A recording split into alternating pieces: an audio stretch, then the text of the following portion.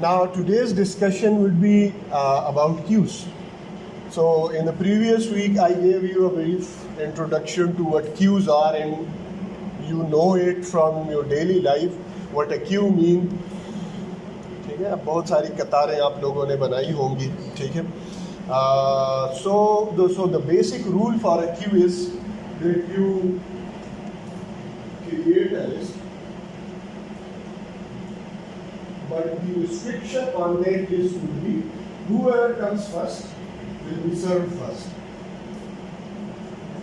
और फिर उसके बाद और फिर उसके बाद और फिर उसके बाद, और अगर नए आइटम्स या नए लोग अगर इस क्यू का हिस्सा बनेंगे तो वो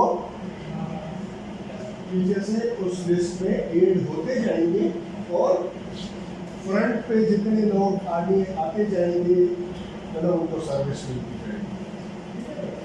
तो यहाँ पे जो रूल होगा that is first in first out. While for state it was last in first out. So today's discussion will be about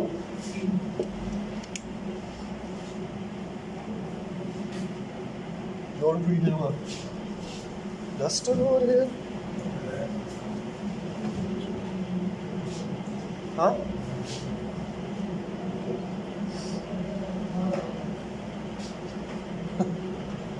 इतना सीक्रेट रखने की क्या जरूरत है.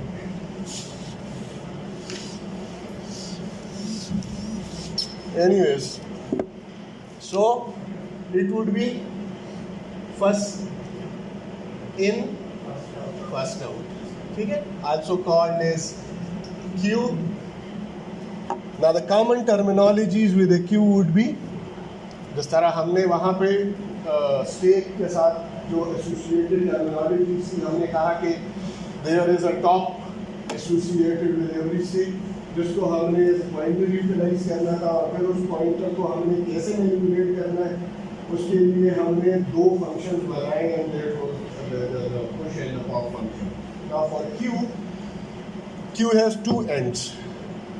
So at one end the items are introduced or added, and on the other end the items would be removed.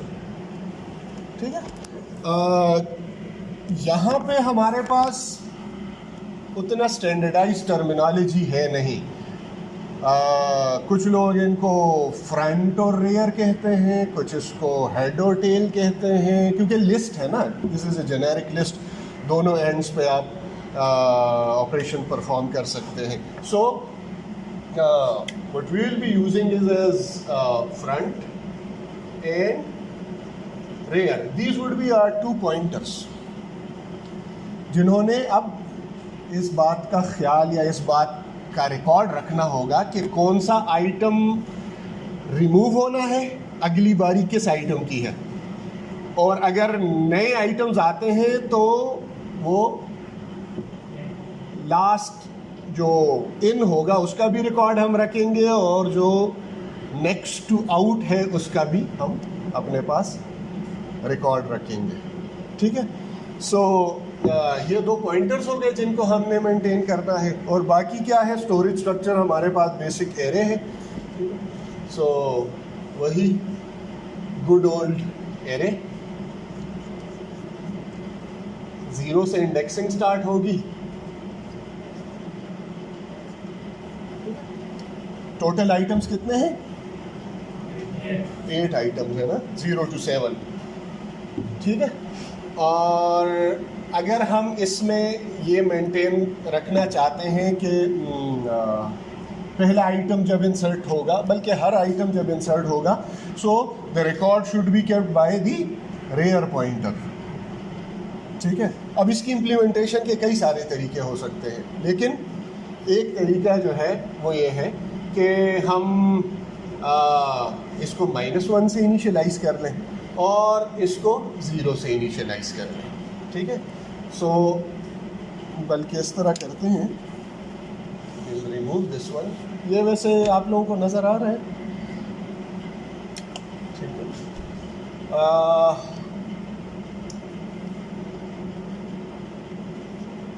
हम इसको rare pointer और front pointer कह देते हैं. ठीक है, So front is currently pointing to 0 and rear is since -1. अभी तक कोई एंट्री हुई नहीं है, so we want the rear variable to be at -1. Okay. So what we can do is अच्छा, अब इसके साथ एक दो और terminologies. How do we insert new value and how do we remove value? So insert और remove दो terminologies use होती हैं, ठीक है. लेकिन क्यूज के साथ जो स्पेसिफिकली जो टर्मिनोलॉजी यूज़ होती है that is called the enqueue and dequeue. Enqueue means to include into the queue and dequeue to remove it from the queue. So we'll just go with those terminologies. So in queue और V queue हम इसको कह देते हैं, ठीक है. वैसे ये एक और चीज़ को भी रिप्रेजेंट करता है, लेकिन अभी फ़िलहाल उसको छोड़ दें, ठीक है. We'll just consider it as a D queue mean to remove something from the queue. To remove an item from the queue. ठीक है.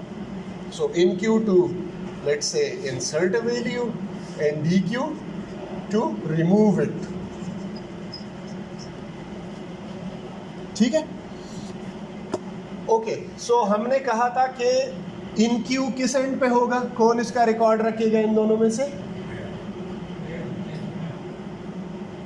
नए आइटम्स रेयर पे एड होते जाएंगे. So basically it will be taken care of by the rear pointer और sorry enqueue के लिए rare और डी क्यू जो है उसका हमें पता चलेगा फ्रंट से कि कौन सा आइटम हमने रिमूव करना है, ठीक है. सो ये दो बातें हो गई. अब जब पहला आइटम हम इंसर्ट करेंगे, सबसे पहले तो ये कि हमें कैसे पता चलेगा कि लिस्ट एम्प्टी है या नहीं है, तो ये चीज़ भी है ना, लेकिन अभी फ़िलहाल उस बहस में नहीं पड़ते. इन क्यू करते हैं at one end and dequeue करते हैं at the other end. So we will start, let's say we want to enqueue value 5. Okay, enqueue value 5. So हम पहले देखेंगे कि चूँकि enqueue will be handled by the rear pointer. So we'll see, since it is -1, so we'll first increment it, just like in stake. So we'll increment it, it becomes 0. We use it as the index value, and then the value would be, now rear and front both are pointing to the same location. If we want to dequeue, what we would do is we'll use this to extract the value, means the 0 index, and then decrement front. Okay, front पे removal होगी ना, ठीक है. Okay, चलो अच्छा इसको समझने की कोशिश करें. एक और वैल्यू इंसर्ट करते हैं पहले. So where the next value will go, let's say I want to insert 7 into it. पहला स्टेप क्या होगा, रेयर इंक्रीमेंट होगा. So when rear is incremented it would become 1 and it will now be used as the index value pointing to this the second location into the in the array. So 7 will be inserted here. Now अब ये जो आपके जहन में Q का जो खाका था ना, जो रियल वर्ल्ड में बनता है, वो तो इस तरह होता है ना कि एक बंदा आ गया फिर उसके बाद दूसरा बंदा आ गया, तो रेयर जो है वो मूव हो रहा है, ठीक है. ये एग्जैक्टली हम उसी तरह से कर रहे हैं. फ्रंट पे एक बंदा आ गया, अब रेयर जो है वो ग्रो कर रहा है, ठीक है. नए आइटम्स इस साइड पे ऐड होते जा रहे हैं. नेक्स्ट वैल्यू इंसर्ट करेंगे, rear will be incremented and its value becomes 2. 2 पे हम नई वैल्यू इंसर्ट कर लेंगे, ठीक है. और इसी तरह से रेयर आगे बढ़ता जाएगा. क्या फ्रंट क्यों मूव करेगा? Front is pointing to the first person in और the first item in that list. जब तक वो रिमूव नहीं होगा तो कैसे क्यों मूव करेगा? तो नेक्स्ट पे जाएगा। समझ आ रही है बात की? ठीक है, अब रिमूव करते हैं। तो रिमूव के लिए हमने कहा था कि फ्रंट जो है वो ऑलरेडी हमने 0 से इनिशियलाइज किया था। अब हमने DQ का कोड इस तरह से लिखना है कि वो पहले वहाँ से रिट्रीव करे, मतलब जो भी वैल्यू है वो रिटर्न करे या उसको प्रिंट करे, और उसके बाद इसकी वैल्यू जो है वो इंक्रीमेंट हो। So it will start pointing to the next in line item. Okay, so front is already pointing to the first item. If we want to DQ, first we will read this one. Let's say I'll just put a tick, क्योंकि हम reading से delete तो कर नहीं सकते. The item would still be there unless we want to reinitialize it to some specific value like -1 or something. Otherwise there would be at least some value in this location. So then we increment front. Okay, so when front is incremented, now it will be pointing to the next location. So the first person in the list or in the queue has been served. Now it's turn for the second person, and this is how it will work. समझ आ रही? Okay. अब ये तो आसान हो गया, ये काम तो आसान है, इतना इम्प्लीमेंट कर लेते हैं फिर उसके, क्योंकि इसमें अभी काफ़ी सारे इश्यूज हैं। ठीक है, so let's start the implementation. Okay, so let's start implementing the class for our queue. Class queue, and we will implement the front and rear pointers as integer variables. Front and rear.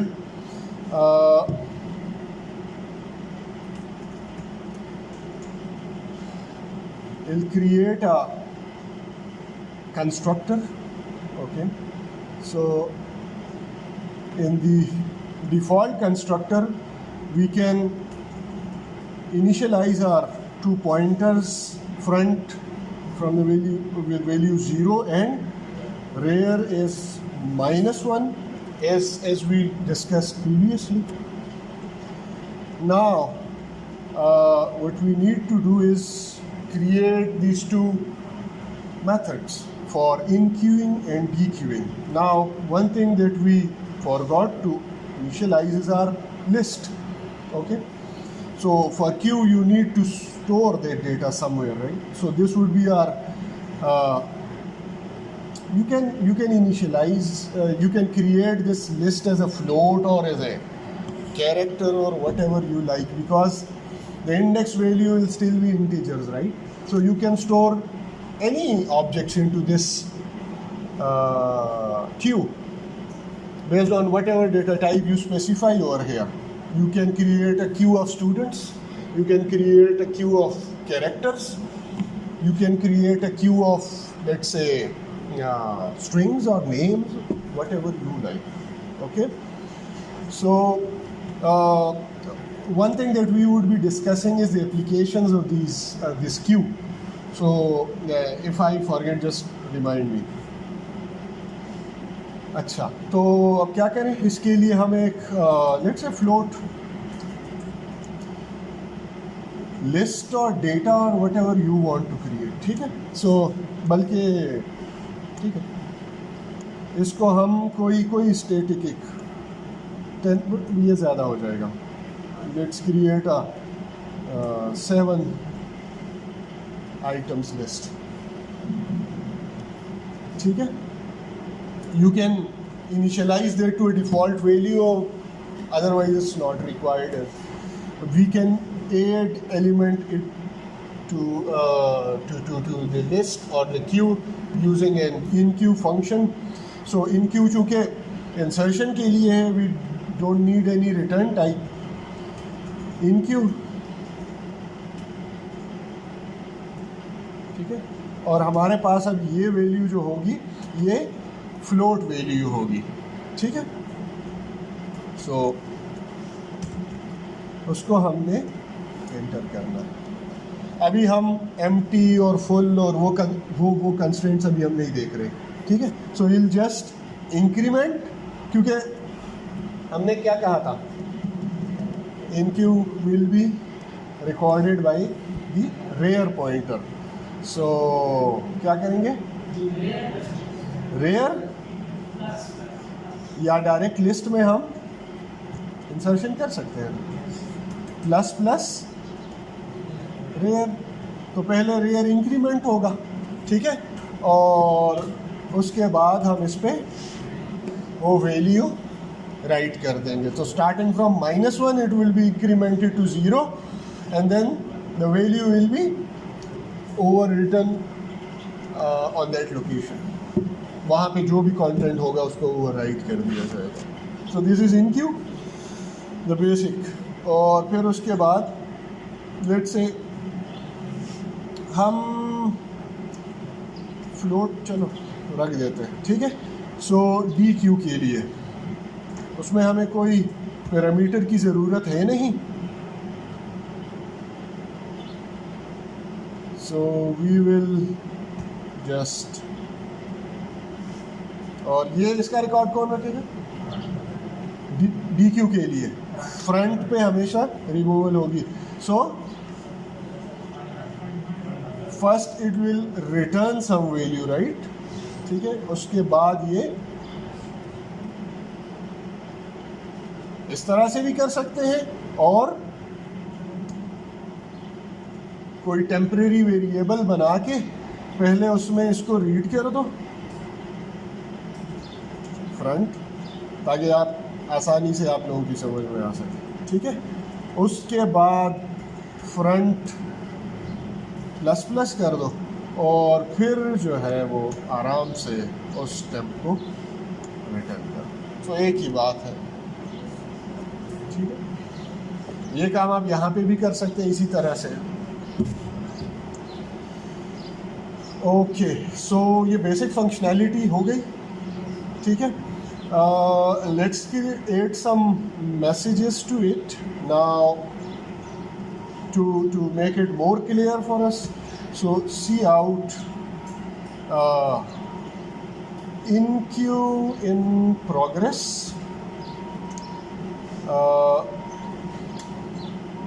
और rare equal to हम यहाँ पे before,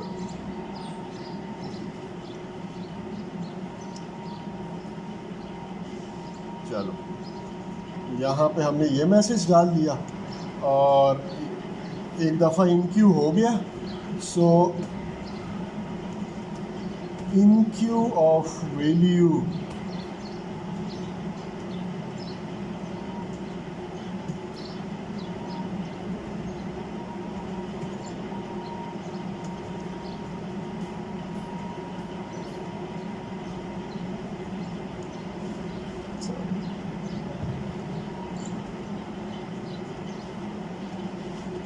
ठीक है।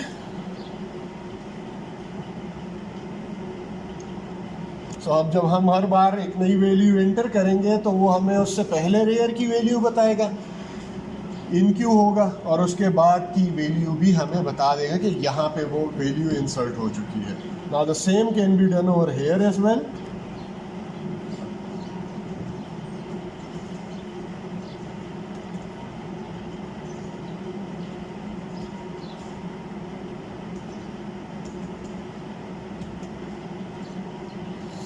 बल्कि यहाँ पे चूँकि हम पहले इंक्रीमेंट या डिक्रीमेंट कर नहीं रहे, जिस वैल्यू पे होगी ये चलो दोनों वैल्यूज़ डिस्प्ले कर लेते हैं, क्या जाता है। सो फ्रंट, और एक दफ़ा हो गया तो उसके बाद हम मैसेज डिस्प्ले कर लेंगे dequeue done front equal to, और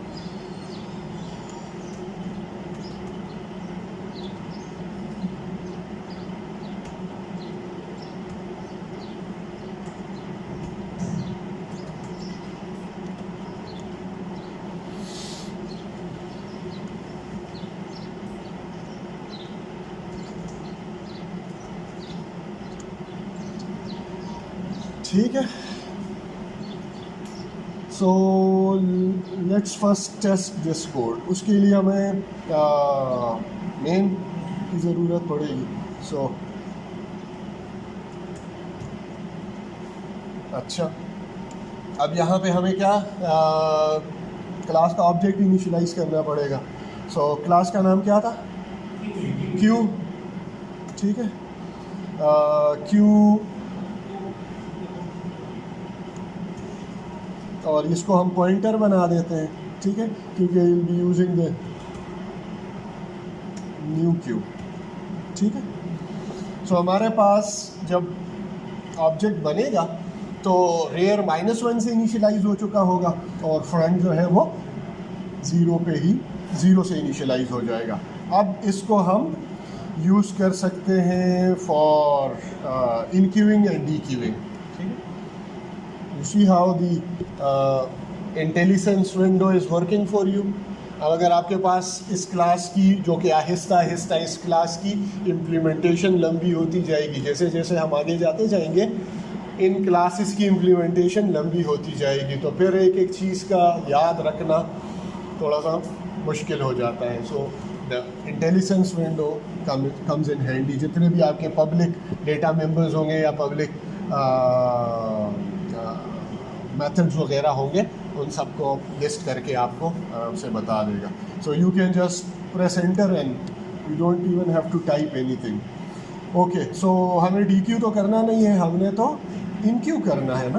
ठीक है, so first value that was let's say 5, and since it is a float value, हमने शायद वहाँ पे इसका ख्याल नहीं रखा फंक्शंस में. यहाँ पे ज़रा देख लें. हाँ देखो, we should be reading a float value and we should be inserting a float value, so we should keep that in mind. Okay, let, तो आप इसको 5.0 या 5.2 या कुछ भी, कोई floating, just to make it a floating point variable. ठीक है, अगली वैल्यू क्या होगी? हमने दोबारा भी इनक्यू किया था. ठीक है, that would be let's say 7. हाँ, 7.5 या कुछ फ्लोट वैल्यू कर देते हैं. ठीक है, और इसी तरह से वो थर्ड वैल्यू भी इनक्यू कर देते हैं. So let's say okay, so now by this time we should have inserted 3 values, और फ्रंट और बैक की वैल्यू, रेयर की वैल्यू क्या होनी चाहिए इस टाइम पे? किसकी वैल्यू, किसकी, क्या रेयर की वैल्यू क्या होनी चाहिए? रेयर की वैल्यू 2 होनी चाहिए. ठीक है, और फ्रंट की वैल्यू 0. ठीक है, so let's try, let's see कि ये एग्जीक्यूट होता भी है या इसमें कोई मसला है.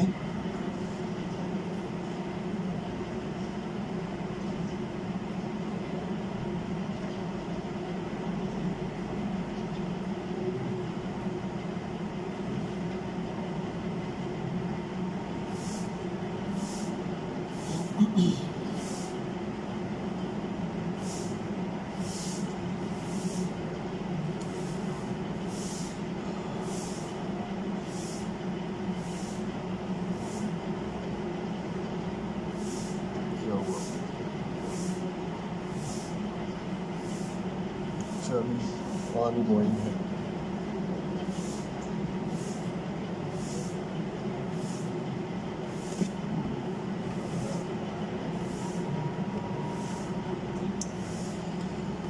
Okay, so it started with -1 and 0. ठीक है, with -1 and 0. अच्छा, चूँकि हमने सिर्फ इन क्यू किया है. ठीक है, हमने सिर्फ इन क्यू किया है तो फ्रंट की वैल्यू तो अपनी जगह रहेगी, और रेयर की वैल्यू जो है वो इनिशियली -1 थी. पहली वैल्यू के इंसर्शन के बाद उसकी वैल्यू 0 हो गई थी. ठीक है, अगली वैल्यू के इंसर्शन के बाद उसकी वैल्यू 1 हो गई थी, और थर्ड वैल्यू की इंसर्शन के बाद उसकी वैल्यू 2 है.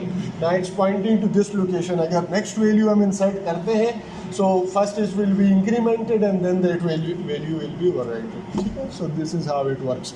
Now what we can do is we can add more items to this list as well. And how many items can we add to this queue? 7. तो एक वैल्यू, एक point आएगा जब हमारे पास इस लिस्ट में जगह ख़त्म हो जाएगी। ठीक है, हमने जो लिस्ट इनिशियलाइज की है it can hold up to 8 values only, sorry up to 7 values only. ठीक है, फ्रॉम 0 to 6 इंडेक्स। तो रेयर की वैल्यू 6 तक जाएगी। अब अगर आप उसके बाद नई वैल्यू इंसर्ट करते हैं तो क्या होगा, इज फुल। ठीक है, तो लेट्स मेक इट फुल। उसके बाद एक प्रॉब्लम आएगा, उसको डिस्कस कर लेते हैं। ठीक है, बल्कि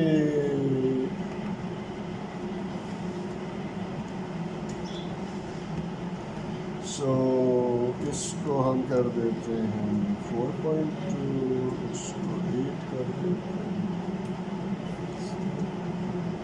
ठीक है, कितने हो गए, 6 आइटम्स हो गए, एक और ऐड कर देते हैं। सो इट बिकम्स,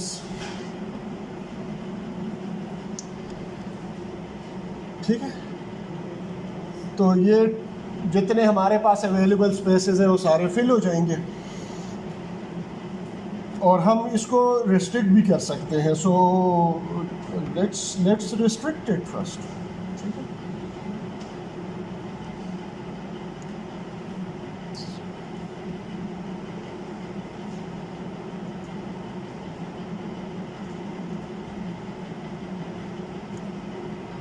बल्कि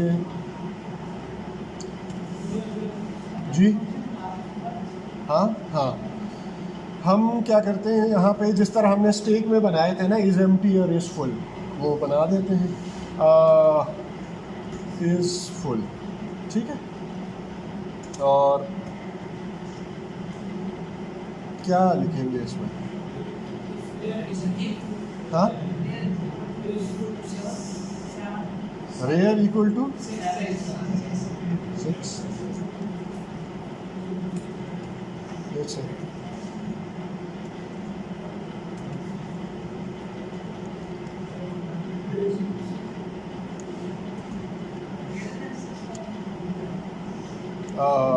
हाँ सॉरी,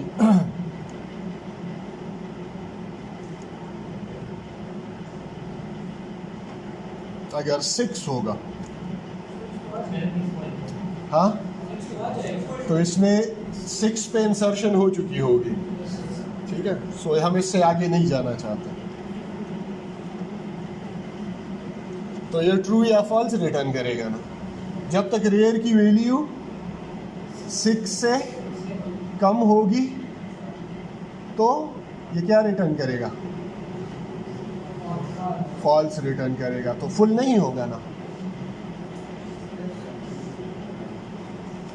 यार थोड़ा सा शॉर्ट हैंड कोड को भी समझा करो, अदरवाइज आप इसको इस तरह से भी लिख सकते हैं कि if rear is greater than और इक्वल टू, सॉरी,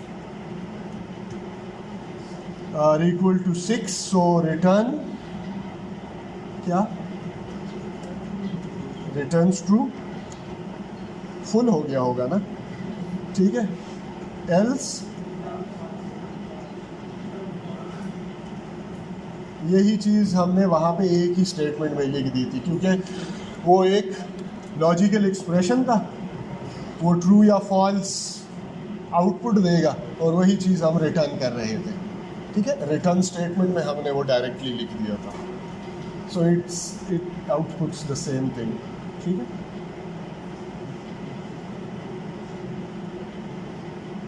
तो यहाँ पे हम क्या टेस्ट करेंगे कि if not is full, अगर ये फॉल्स रिटर्न करे इसका मतलब ये है कि अभी लिस्ट में जगह है, नया आइटम हम ऐड कर सकते हैं। ठीक है, सो ये सारा कोड हम इधर डाल लेते हैं, अदरवाइज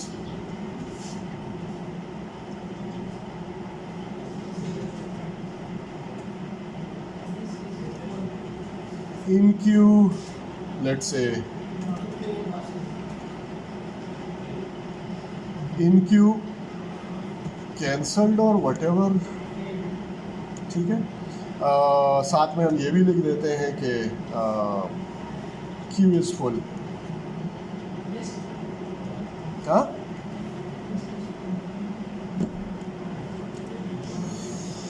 वो फिर आप लोगों की मर्ज़ी, आप जिस तरह से करना चाहते हैं, ठीक है। So let's test this one as well. हम यहाँ पे एक और वैल्यू भी एंटर कर देते हैं, ठीक है, इन Q। और so for this one it should tell us that this in Q is not possible. Okay, so let's save it and run it.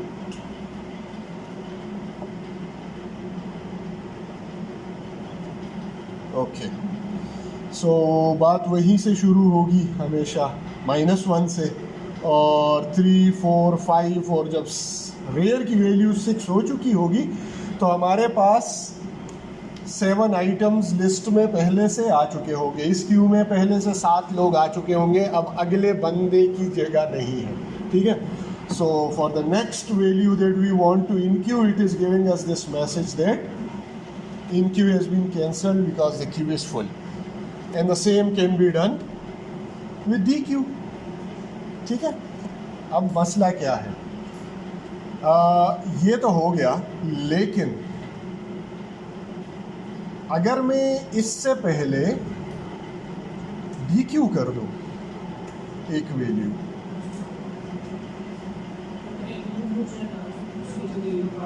D Q किस तरह से काम करेगा? देखो, अब जो जितना हमने इम्प्लीमेंट कर लिया है उसके मुताबिक लेट से इधर भी वैल्यू आ गई है, ठीक है, और यहाँ पे भी वैल्यू है ना। Rear is basically pointing to this location, ठीक है। बल्कि अगर जो हमने इम्प्लीमेंटेशन की है अगर इसको देखें तो there will be 7 elements. Now rear is pointing to this location, ठीक है। और अगर हम नया आइटम इंसर्ट करने की इन क्यू की कोशिश करेंगे तो it will say that the list is full और दी क्यू इज़ फुल। और फ्रंट चूँकि हमारे पास इस वक्त यही होगा ना, अभी हमने कोई डी क्यू नहीं किया। सो for the first D Q this value will B returned and front will be moved 1 position forward. Now this position is effectively empty for the next in Q, ऐसे ही है ना, ठीक है। लेकिन मसला क्या है, एक डी क्यू के बाद लेट से अगर हम इसको रन करें, ये वैल्यू अब इंसर्ट हो जानी चाहिए, लेकिन ये वैल्यू इंसर्ट नहीं होगी, and it is still saying us, क्योंकि ये वाली जो 3.2 की वैल्यू है ये इधर इंसर्ट नहीं हुई फिर भी। क्यों? क्योंकि हम डिसीजन ही इधर ले रहे हैं कि अगर रेयर 6 पे है तो बस जी स्टेक जो हमारा क्यू है वो फुल है, बेशक पीछे जगह खाली हो रही है, ठीक है। इवन अगर हम ये सारा रिपीट कर दें, ठीक है, और हम डिलीट करते जाएं सारी वैल्यूज़, ठीक है। सो हमारे पास 6 वैल्यूज़ थी, हमने कितनी डिलीट कर ली? 1 2 3 4 5 6, ठीक है। और हम 7th वैल्यू भी डिलीट कर लें, तब भी रेयर तो इधर ही रहेगा क्योंकि हमारे पास लिस्ट मुकम्मल खाली हो चुकी है। Still it will say that so हमने यहाँ पे अच्छा डी क्यू में हमारे पास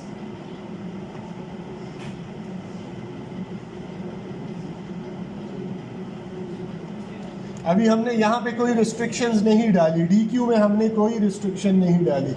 so front can go anywhere, ठीक है। बहरहाल उसको रिस्ट्रिक्ट कर लेंगे पहले ज़रा इस कंडीशन को।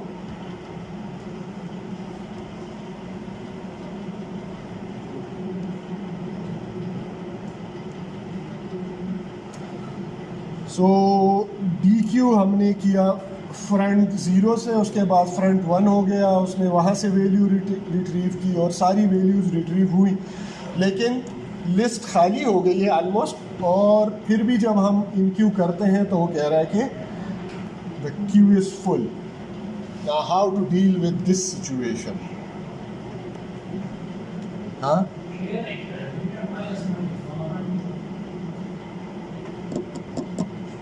Any suggestions? शिफ्टिंग करेंगे कैसे?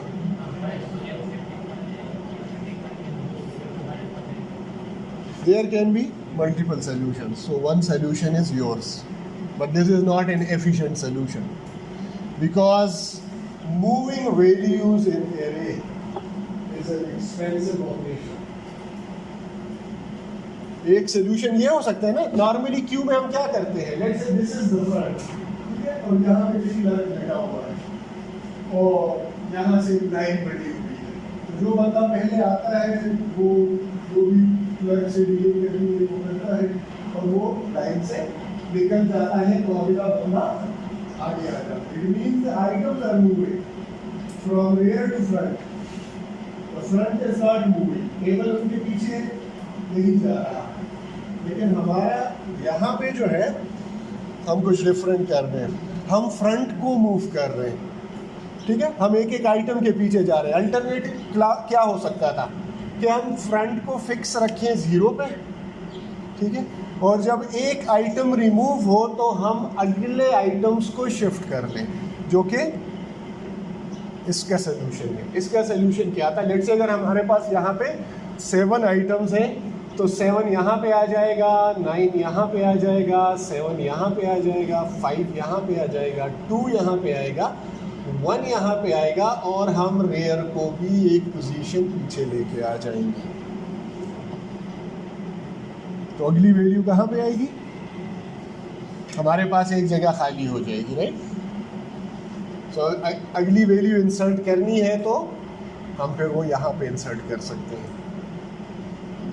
अब जब ये रिमूव होगा, ठीक है, तो ये जगह खाली हो जाएगी, तो फिर हम बाकी सारे आइटम्स को आगे लेके आएंगे। सो फिर 9 इधर आ जाएगा, 7 इधर आ जाएगा, 5 इधर आ जाएगा, 2 इधर आएगा, 1 इधर आएगा, और ये दोनों जगह खाली हो जाएगी। ना द फ्रंट विल आता, rear will also be point.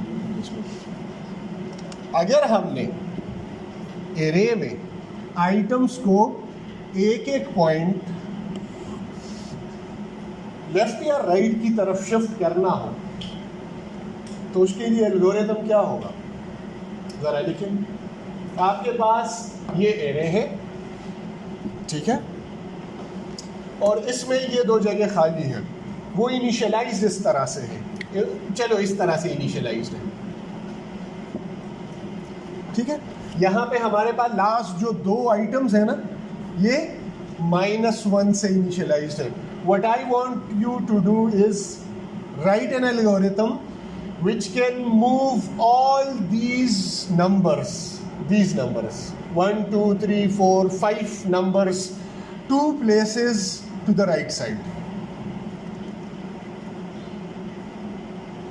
चलो 1 place to the right कर दे, इसको भी 7 कर दे।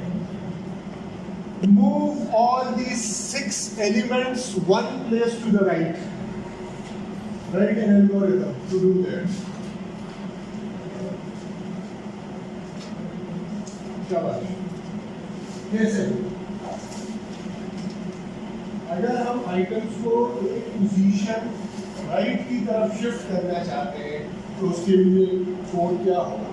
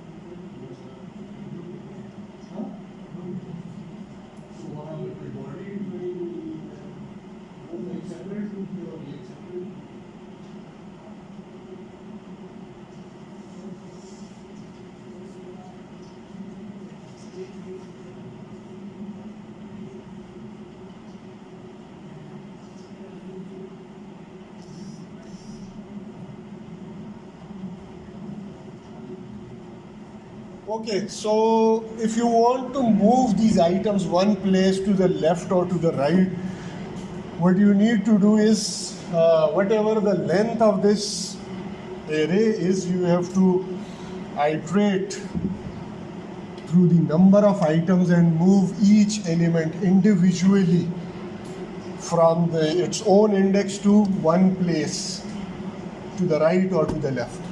ठीक है, तो अगर हमने इसमें राइट मूवमेंट करनी है, इसका मतलब ये है कि चूँकि हमारे पास यहाँ पे टोटल स्पेसेस जो है वो 7 है, तो हम 6 से यहाँ पे हमारे पास क्या है, हाँ ठीक है, तो हम 6th एलिमेंट से शुरू करेंगे और जो कि 5 है, ठीक है, इंडेक्स 5 है, और वहाँ पे जो वैल्यू है उसको एक वैल्यू राइट शिफ्ट कर देंगे। तो लूप हमारे पास जो होगा वो काउंटर हमारे पास 5 से शुरू होगा, ठीक है, और 0 तक जाएगा, ठीक है, और मूवमेंट इस तरह होगी कि array i +1 equal to array i, ठीक है। सो अब अगर आई की वैल्यू 5 है तो हम उसे 6 पे मूव कर रहे हैं, ठीक है, और ये सिलसिला इसी तरह से अगर हम डिक्रीमेंट करते जाएंगे तो 4th पे जो एलिमेंट है वो हम 5th पे शिफ्ट कर देंगे, 3rd इंडेक्स पे जो वैल्यू है वो हम 4th पे शिफ्ट कर देंगे, ठीक है, समझ आ रही है ना, ठीक है। और इसी तरह से 2 पे जो वैल्यू है वो 3rd इंडेक्स पे शिफ्ट हो जाएगी, 1 पे जो वैल्यू है वो 2nd इंडेक्स पे शिफ्ट हो जाएगी, और 0 पे जो वैल्यू है वो 1st। तो इस तरह से इफ़ेक्टिवली हमने हर एक आइटम को एक एक पोजीशन राइट शिफ्ट कर दिया है। लेकिन इसमें सोचें कितनी ऑपरेशंस हो रहे हैं, हमारे पास 7 एलिमेंट्स का एरे है, ठीक है, there are 7 elements in this array and we are performing 6 operations, ठीक है, 1 2 3 4 5 6 operations. So n-1 operations are being performed to move all the items one place to the right or to the left. Now this is a very small list. Imagine if you had a queue of thousands of elements और आप हर एक insert पे और हर एक delete पे इन operations perform करें, so it will become very inefficient. The other way around is we are moving front and rear which is taking only 1 operation to do that. हर नए आइटम की इंसर्शन पे rear एक position आगे जा रहा है, there is only +1 into the rear, that is the only 1 operation being performed, and for each DQ front is being moved 1 position. So as compared to n-1 operation, this is a very effective solution. लेकिन अब मसला क्या है, how do we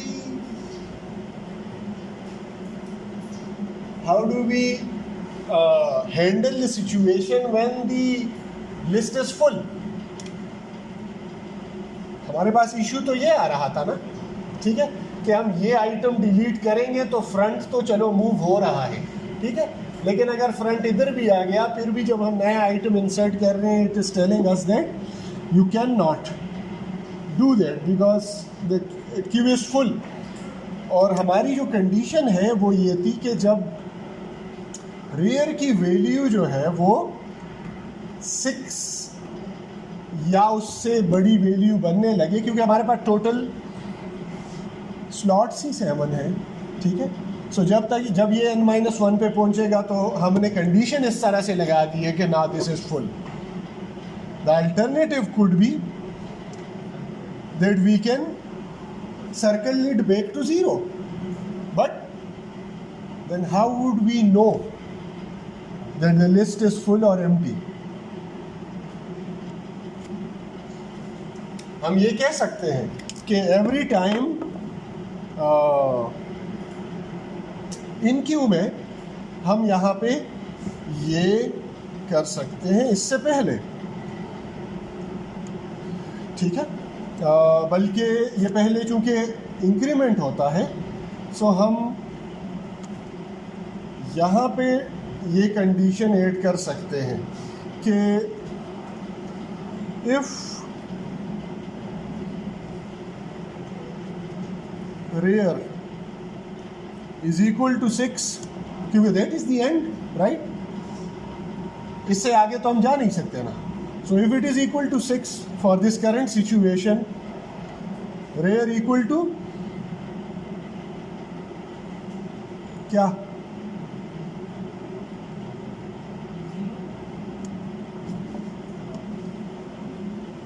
-1.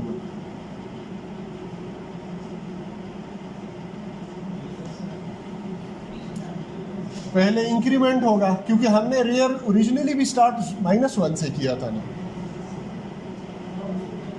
ठीक है. तो वापस हम उसे -1 कर रहे हैं और अगली बार ये प्लस होगा तो वापस 0 पे आ जाएगा. लेकिन अब मसला ये है कि ये ओवरराइटिंग शुरू हो जाएगी. ओवरराइटिंग कैसे शुरू होगी कि लेट्स से यहाँ पे पहले से एलिमेंट्स मौजूद हैं, हमने लास्ट आइटम यहाँ पे इंसर्ट किया था, सो रेयर इज ऑलरेडी 6. अब इस कोड के मुताबिक रेयर इज 6 जब हम नई वैल्यू इंसर्ट करेंगे, so it will take rear to -1, और फिर इस कोड के मुताबिक वो पहले इंक्रीमेंट होगा, सो इट बिकम 0, और यहाँ पे ये वैल्यू ओवरराइड हो जाएगी with the new value, which is something we don't want. क्योंकि यहाँ पे तो हमें मैसेज आ जाना चाहिए था कि now the list is full और the queue is full and you can not perform another insertion. So now suggestions.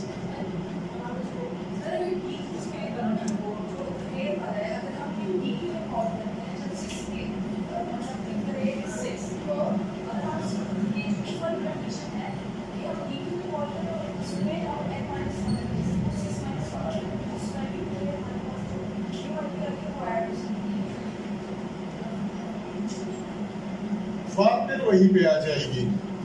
आप कहती हैं कि हम let's say if I want to delete this value, right, अभी हमने ओवर राइटिंग नहीं की.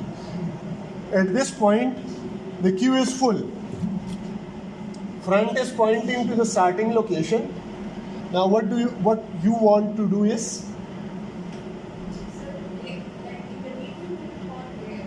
DQ. If we want to remove this one, we are currently incrementing front, so this position will be considered empty.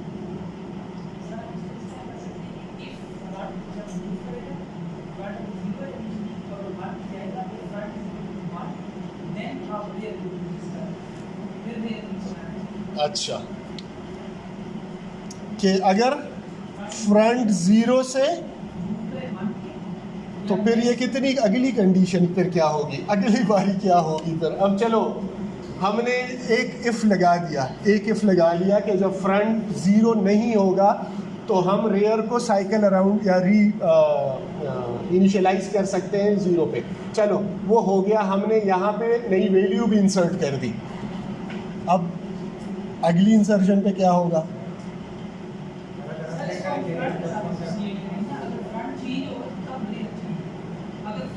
तो कैसे करेंगे, यही तो मैं पूछा. कितने इफ डालोगे, कितने बुट्टो मारोगे.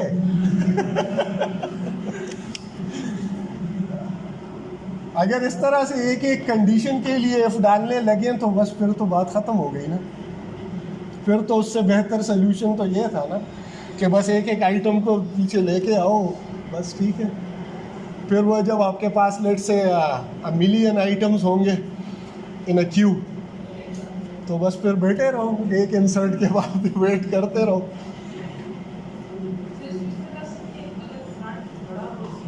हाँ, तो ये भी एक कंडीशन आ जाएगी कि फ्रंट जो है वो अब चलते जाओ आगे इस तरह, ठीक है. Let's say the rear is at this location, और ये लेट्स से हमने इसी तरह से किया कि ये सारी ये नई इंसर्शन हुई, ठीक है, ये सारी डिलीशन हम कर चुके हैं और फ्रंट जो है वो इस वक्त इस पॉइंट पे है। तो फ्रंट को भी हमने वापस ज़ीरो पे लेके आना है ना, ठीक है। सो लेट्स से अगली डिलीशन पे फ्रंट इधर आ गया, ठीक है, इधर क्या आएगा, इधर आ जाएगा। लेट्स से नाउ ये आपका रेयर पॉइंट है। अब सिचुएशन क्या होगी? सॉफ्टवेयर इंजीनियर्स, आप लोगों ने हर तरफ से कोड को देखना है, हर सिनेरियो को आपने इमेजिन करना होगा। How about if we keep another variable which keeps track of, वैसे यहाँ पे एक और सोल्यूशन है इसके बगैर भी, फ्रंट और रियर से ही आप नंबर ऑफ एलिमेंट्स का पता लगा कि इस वक्त लिस्ट में कितने आइटम्स होंगे।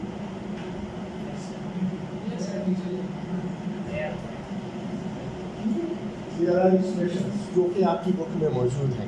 Anyways, I will give you a more simpler solution, and that simpler solution involves adding another variable to this class, which will be number of elements. No,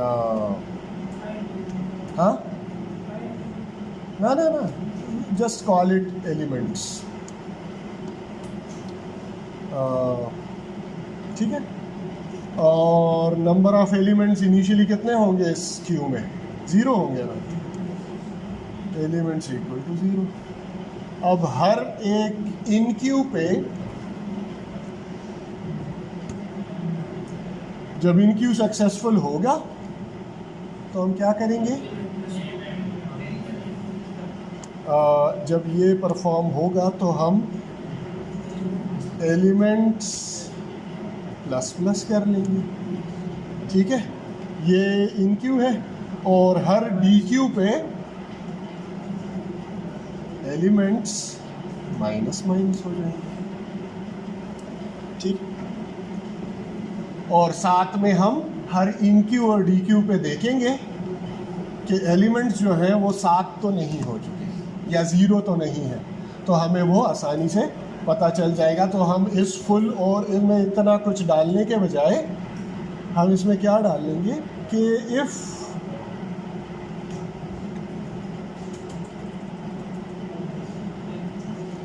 elements is equal to 7, जो max size है ना, अब ये 1000 है तो यहाँ पे 1000 डाल दें, अगर यहाँ पे 7 है तो बस हमने 7 डाल दिया, ठीक है।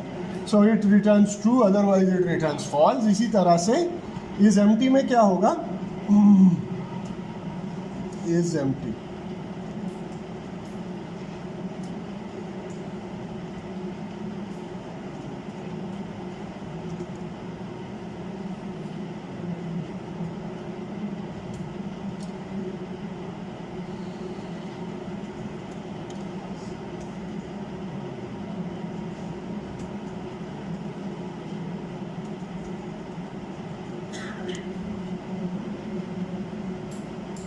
क्लियर? सो अब हमने अपने कोड को बाकी को भी थोड़ा सा अपडेट अप करना होगा, ठीक है। कि हाँ, ये अब रिसाइकलिंग हो सकेगी जब इस फुल, ठीक है, जब 7 से वैल्यूज़ कम होगी तो इस फुल नहीं होगा, ठीक है। It means we can easily cycle the values of rear and front, sorry इस केस में सिर्फ रेयर। जब लिस्ट फुल नहीं होगा तो हम रेयर की वैल्यू को 7 से 6 से वापस 0 पे या -1 पे आसानी से लेके आ सकते हैं। और इसी तरह से डी क्यू ऑपरेशन में भी हम ये चेक कर लेंगे। डी क्यू में हम इज एम्प्टी चेक कर लेंगे, इफ़ नॉट इज एम्प्टी, ठीक है। सो हम ये सारा कोड इसके अंदर डाल लेंगे, ठीक है। अच्छा, अब इसमें एल्स में ये कुछ रिटर्न तो करेगा ना, अरे से फ्लोट है ना, तो कुछ भी रिटर्न कर लेते हैं, ठीक है। अदरवाइज इसका कोई इफेक्टिव सोल्यूशन तलाश करना पड़ेगा, because 0.0 can be a value as well. समझ आ रही है? हाँ ना, छोड़ तो देंगे, लेकिन क्या आप सोल्यूशन फाइंड कर लेंगे? हाँ, व्हाट वुड बी सोल्यूशन? बेटा ज़िंदगी में हर चीज़ छोड़ने से सॉल्व नहीं होती, उस पर थोड़ी सी कैलोरीज बर्न करनी पड़ेंगी, तब जाके काम होगा।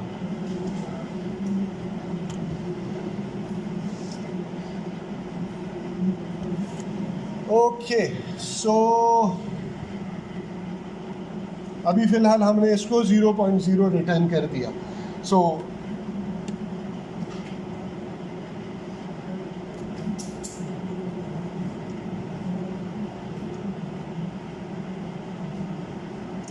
अच्छा, इसमें देखें और कोई इशू तो नहीं होगा। हमने यहाँ पे साइकिलिंग ब्रेक नहीं की, तो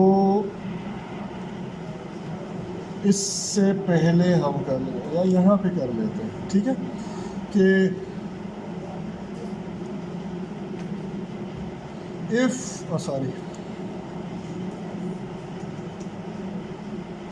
चूँकि फ्रंट पे कोई रिस्ट्रिक्शन तो है नहीं, तो लास्ट टाइम जब ये वाला आइटम डिलीट होगा ना, तो फ्रंट की वैल्यू फिर इंक्रीमेंट होगी, ये 6 से बड़ी हो जाएगी, वैल्यू 7 पे जाएगी।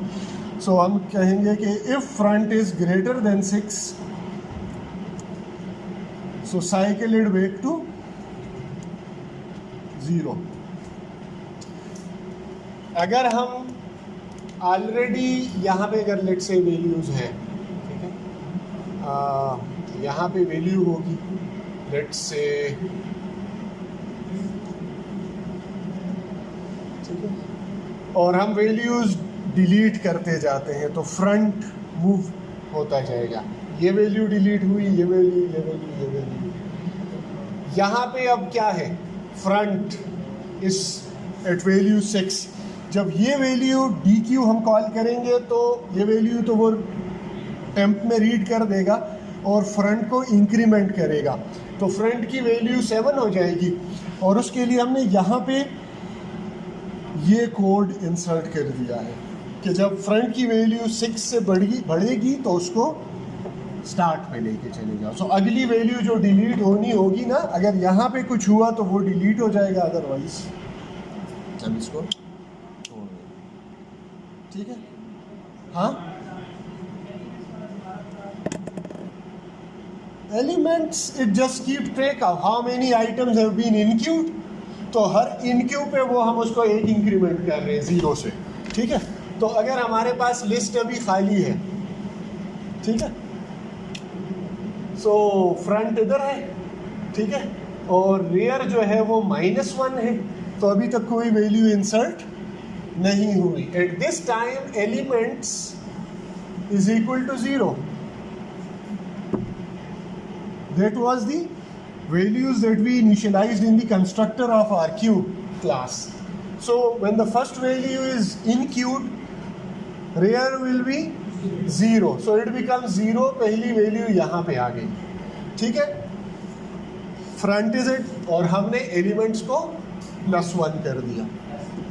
अब इनक्यू करते जाओ, रेयर की वैल्यू आगे बढ़ती जाएगी, सो ठीक है 1। यहाँ पे आते हुए अब rear is pointing to this location, rear की वैल्यू 6 हो चुकी है, और हर एक इनक्यू पे एलिमेंट्स को हम ++ कर रहे हैं। सो 2, 3, 4, 5, 6, 7, इस वक्त ये 7 है। अब नेक्स्ट इनक्यू पे क्या होगा, रेयर की वैल्यू 6 है, एलिमेंट्स आर 7, तो इनक्यू में हम क्या टेस्ट कर रहे हैं, किधर है इनक्यू? सबसे पहले इनक्यू इन प्रोग्रेस, रेयर की वैल्यू 6 होगी, इस फुल क्या होगा कि if elements is equal to 7, तो इस वक्त 7 है ना, तो ट्रू रिटर्न करेगा, ठीक है। जब ये ट्रू रिटर्न करेगा तो यहाँ पे ये कंडीशन फॉल्स हो जाएगी ना, क्योंकि इसकी ट्रुथ तो फॉल्सिटी पे है। हमने कहा कि जब तक ये फॉल्स हो तो इस कोड को एग्जीक्यूट करो, अदरवाइज वो हमें बता देगा कि this enqueued is cancelled because the list is full, elements already 7 हो चुके हैं, सो नया आइटम ऐड नहीं हो सकता। अब जब हम DQ करेंगे तो फ्रंट वुड बिकम 1, ठीक है। मतलब ये है कि ये आइटम डिलीट हो गया ना, और एलिमेंट्स माइनस माइनस तो 6 हो गए, ठीक है। रेयर अभी भी इधर ही है, 6 है। अगले इनक्यू पे क्या होगा? अगले इनक्यू पे वो देखेगा पहले कि इज फुल, तो वो इज फुल चेक करेगा कि नहीं, there is 1 slot free wherever it is, but 1 slot is free. अब बाकी काम जो है वो इनक्यू कर रहा है। इनक्यू में हमने डाला हुआ है कि since it is not full, is full will return false, the statement would be true, so it will check. चूंकि rear is at 6, so it will take it back to -1, ठीक है। so it becomes -1, और बाकी सारा फिर start से वही normal operation होगा, तो वो -1 से इसको पहले 0 करेगा, नई इंसर्शन जो है वो इस लोकेशन पे हो जाएगी, फिर एलिमेंट्स जो है वो 7 हो जाएंगे। अगले इंसर्ट में फिर वो कहेगा कि नहीं, हाँ। अब डिलीशन को देखो, rear is at this location, now rear is again at 0 and front is at 1। अगली डिलीशन पे फ्रंट जो है वो इधर आ जाएगा, अगली डिलीशन पे फ्रंट इधर आ जाएगा, इधर आ जाएगा, इधर आ जाएगा। Now it is at the end of this list, ये सारे आइटम्स डिलीट हो चुके हैं, क्लियर। अगली डिलीशन पे क्या होगा, मतलब DQ पे, ठीक है। इस वक्त नंबर ऑफ एलिमेंट्स, क्योंकि हर DQ पे हम एलिमेंट्स को माइनस माइनस कर रहे हैं, सो 7 थे, तो जब ये डिलीट हुआ तो 6 हो गया, 5 4 3 2, अच्छा 7 एलिमेंट्स थे, नहीं फ्रंट इधर था ना, उस वक्त 7 होंगे, क्योंकि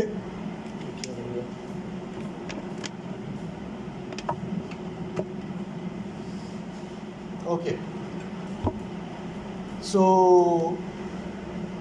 when all the slots were filled, the number of elements were 7, ठीक है। पहली डिक्रीमेंट में ये 6 हो जाएगा, फिर 5 होगा, फिर 4 होगा, फिर 3 होगा, फिर 2 होगा, ठीक है। सो इस सिचुएशन में अभी 2 एलिमेंट्स मौजूद हैं लिस्ट में, एक बिल्कुल लास्ट स्लॉट पे और एक फर्स्ट स्लॉट पे मौजूद है, ठीक है। Rear is at 0 and front is at 6। अब यहाँ पे जब हम DQ करेंगे तो DQ का फंक्शन किधर है? पहले तो वो इज एम्प्टी चेक करेगा, तो जाहिर सी बात है इज एम्प्टी में हमने कहा था कि जब तक एलिमेंट 0 नहीं होंगे, it means it is there are still 1 or more items present in this queue, so it will return false, ठीक है। Is empty will return false, और चूंकि हम उसकी फॉल्सिटी चेक कर रहे हैं, so the statement is true, और हमारे पास ये कोड एग्जीक्यूट होगा। ये कोड जब एग्जीक्यूट होगा तो वो DQ इन प्रोग्रेस, हम वो वैल्यू रीड कर लेंगे। फ्रंट की वैल्यू क्या है? जाग जाओ, फ्रंट की वैल्यू क्या है? फ्रंट की वैल्यू क्या है? 6। सामने है तुम लोगों के, फिर भी फ्रंट इज एट 6, ठीक है। सो हमने फ्रंट प्लस वैल्यू तो ऑलरेडी रीड हो चुकी है ना टेम्प में, सो हमने उसको इंक्रीमेंट कर दिया just like the normal scenario. लेकिन यहाँ पे हमने फिर चेक किया है, since it is greater than 6 now, take it back to 0। So fronts comes back to 0, ठीक है, एंड एलिमेंट माइनस माइनस, सो अब हमारे पास लिस्ट में एक आइटम रह गया है, ठीक है, अभी भी एक आइटम है, we still can call dequeue one more time. तो लेट्स कॉल इट, अगर हम इसी को भी डिलीट करना चाहते हैं, इसको भी डी क्यू करना चाहते हैं, सो इज एम्प्टी कॉल होगा, it is still not zero, so it will returns false, और हम इस कोड में आएंगे, वो वैल्यू रीड होगी टेम्प में, ठीक है, और फ्रंट प्लस प्लस हो जाएगा, so front is now pointing here, minus minus तो एलिमेंट 0 हो गए, ठीक है। अब जब आप डी क्यू करेंगे तो वो इसी को चेक करेगा, number of elements are 0, so it will say no, you can not insert another value, so this is the other solution, ठीक है, विच इज मोर सिंपल। अगर आप इस एलिमेंट को ऐड किए बगैर भी नंबर ऑफ आइटम्स पे डिसीजन ले सकते हैं, लेकिन उसके लिए जो एक्सप्रेशंस हैं उनको समझना लाजमी है, ठीक है। वो फ्रंट और रियर की पोजीशंस को कंपेयर करते हैं और देखते हैं कि इस वक्त लिस्ट में आइटम्स जो हैं वो मैक्सिमम साइज तक पहुंच चुके हैं या उससे कम है, और इसी तरह से एम्प्टी के लिए वो चेक करते हैं कि नंबर ऑफ आइटम्स 0 हैं कि नहीं है, ठीक है। लेकिन वो कैसे पता चलेगा, क्योंकि रेयर और फ्रंट दोनों जो है वो साइकिल बैक करते हैं, सो कभी फ्रंट आगे होगा, रेयर पीछे आ जाएगा, कभी रेयर आगे चला जाएगा और फ्रंट जो है उसके पीछे होगा, तो उसके लिए जो ये आपकी बुक में मौजूद है, ठीक है, इधर है, इधर कहीं है, लेकिन वो तो प्रायोरिटी चीज़ है,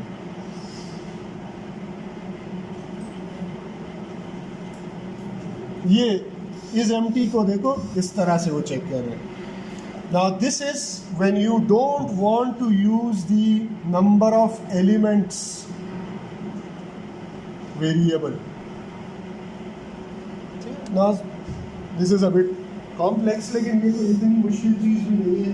अगर आप इस तरह से इसको ट्रेस करें एक दफ़ा, अगर आप सारे एलिमेंट्स को रेटिंग करते जाएं और फिर इन कंडीशंस को साथ में इवैल्यूएट करते जाएं, तो आराम से आपको पता चल जाएगा कि क्यों मल्टीपल एक्सप्रेशंस क्यों है और स्टेटमेंट है ना, तो इनमें से कभी एक ट्रू होगा और कभी दूसरा ट्रू होगा, कभी फ्रंट आगे होगा और कभी रेयर आगे होगा, तो ये उन सिनेरियोस के लिए तो दो कंडीशंस यहाँ पे हैं और दो कंडीशंस इस फुल में भी हैं, ठीक है। सो ये आप आराम से एवेल्यूएट कर सकते हैं इसको, यहाँ पे मैंने आपको बेसिक समझाया है कि किस चीज़ पे डिसीजन हो रहा है, ठीक है, क्या लेकिन इसको भी समझ लें, ठीक है, क्या पता उससे रिलेटेड कोई प्रॉब्लम आ जाए। सो ये बुक में मौजूद है, रॉबर्ट लेफोर की C++ वाली बुक में मौजूद है, इसको आप लोगों ने ज़रूर देखना है। I hope it is clear. अगर आप टेस्ट करना चाहते हैं so we will test it once more, उसके बाद थोड़ी सी एप्लीकेशंस की बात करते हैं which will be a very short discussion. लेकिन अगर हम इस सिनेरियो में चेक करें अब, और यहाँ पे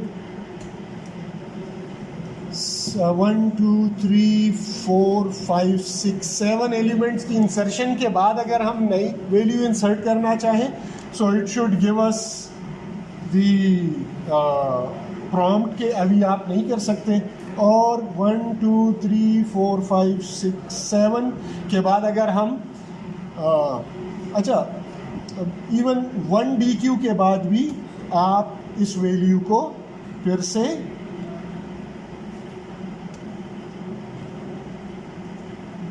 we should be able to insert it now, क्योंकि एक स्लॉट खाली हो चुका होगा, फिर हम सारा कुछ DQ कर देते हैं, ठीक है। और 7th DQ पे ये हमें फिर बता, इट शुड टेल अस कि the list is now empty, ठीक है। और अगर हम एक इनक्यू कर ले तो फिर उसके बाद ये सक्सेसफुली एक DQ भी करने के काबिल हो। So let's run it and then try to understand what we are doing over here.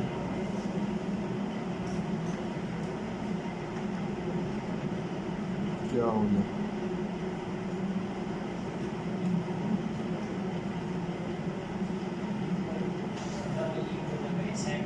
किधर है? डबल इक्वल है,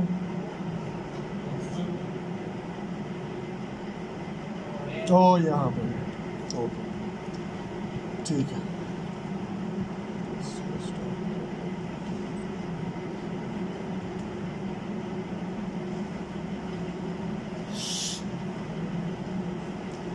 okay, so let's try to understand this output. हमारे पास बात इधर से शुरू हुई, ठीक है। सो हमने 7 इनक्यूज किए, उसके बाद देखो इनक्यू इन प्रोग्रेस, लेकिन जो 8वीं वैल्यू है it says that number of elements are already at 7, so you can not insert a new value. फिर हमने DQ किया एक, ठीक है। सो जो front started with at the first position, right, at 0th index, तो उसने वो वैल्यू रिट्रीव की। Front move to the second position, front equal to 1, और फिर उसके बाद हमने इनक्यू ऑपरेशन किया, ठीक है। तो देखो रेयर की वैल्यू साइकिल अराउंड हुई टू 0, और जो फर्स्ट लोकेशन है वहाँ पे नई वैल्यू इंसर्ट हो गई। फिर हमने DQ स्टार्ट किया, ठीक है। तो सेकेंड स्लॉट से लेके लास्ट स्लॉट तक DQ होगा, फिर वहाँ से रेयर की वैल्यू साइकिल अराउंड होगी, ठीक है। यहाँ पे देखो अच्छा वो -1 हमने प्रिंट नहीं की, सॉरी, ये तो फ्रंट की वैल्यू है ना DQ के लिए।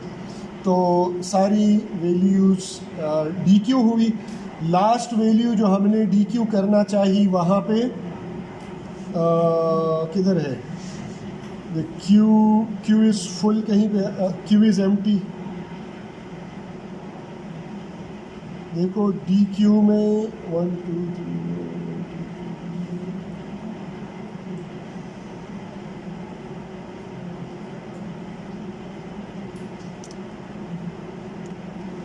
इसमें लास्ट सिनेरियो मेरे ख्याल में इम्प्लीमेंट नहीं हुआ।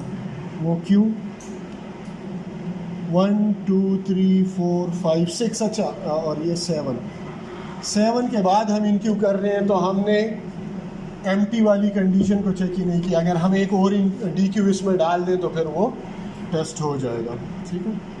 लेट्स से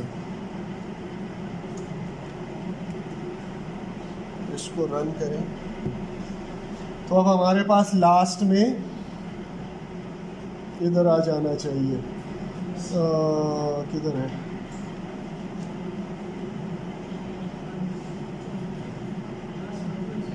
DQ अभी भी नहीं हुआ।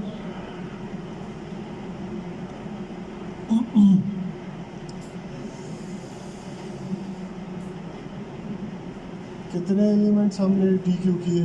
1 2 3 4 5 6 7। एक DQ पे हमें मैसेज मिल जाना चाहिए कि DQ का कोड थोड़ा सा देख लेते हैं कि ये क्यों मैसेज हमें डिस्प्ले नहीं हुआ।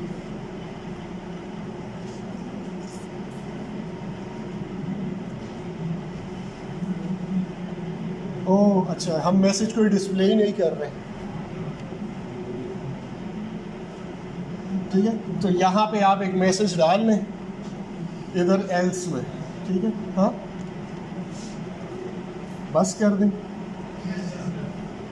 कर देते हैं ना, टेंशन किस बात की है। बस मैं सिर्फ यहाँ पे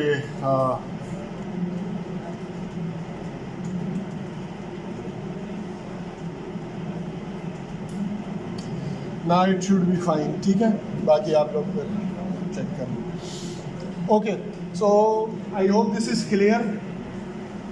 तो आपने रियल लाइफ में देखे होंगे जब आप ट्रेन पे जाते हैं या किसी भी विंडो ऑपरेशन किसी सर्विस हासिल करने के लिए आप जाते हैं, तो you have to stay in the queue to have make a home.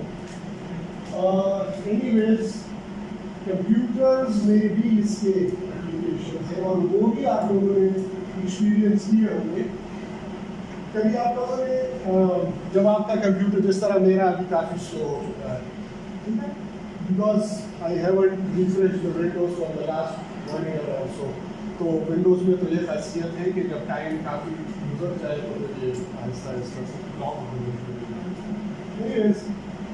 When your computer is being utilized by multiple processes, and at that point somehow if you are using a word processor, then you are typing in a word processor or you are typing in a web browser, बाद दफ़ा आप keys press करते जाते हैं और आपको कुछ नज़र नहीं आता, ठीक है, और थोड़ी देर के बाद पूरा एग्जैक्ट उसी सीक्वेंस में आ जाता है जिसमें आपने एंटर किया होता है। Now this is basically an implementation of the queue data structure. आपके जो कीबोर्ड है, that is a accessory reference. It contains its own memory buffer, and that buffer basically implements a queue data structure. So whichever keys you press, it is recorded in the same sequence. So first come, first serve, or first in, first out operation is being followed. अगर आपने पहले H press किया है तो H is recorded, उसके बाद O या L O, ठीक है। तो इस तरह से अगर आप हेलो टाइप करते हैं तो वो उसी ऑर्डर में, और जो आपने फर्स्ट की प्रेस की होगी वही सॉफ्टवेयर को पास की जाती है, ठीक है। So first in first out, ठीक है, एक ये ऑपरेशन हो गया। और एक और भी इसका एक बड़ा अच्छा क्या है,